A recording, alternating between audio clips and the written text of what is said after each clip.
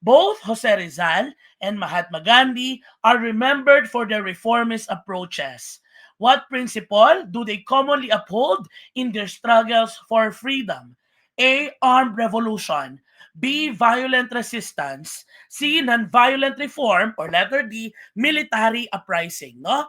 Maaalala mo na si Rizal ay isang reformista. Imbis na gumamit ng dahas ay gumamit ng panulat. Maaalala mo si Mahatma Gandhi na gumamit ng civil disobedience, no? Bilang paraan ng kanyang pagpoprotesta. And therefore, ano ang common sa kanila? Definitely ang common sa kanila, you're right, it's letter C, non-violent reform. Tumpak, okay. Ayan na nga po, no? Once again, the famous chorale piece, Ode to Joy, was set to music, no? By which famous composer? Aba, ang daming sumasagot ng letter C. Ode to Joy po, ha? Ode to Joy po, mga kababayan. Ode to Joy po, ayun po, may nakikita po, nakakakuha ng tamang sagot.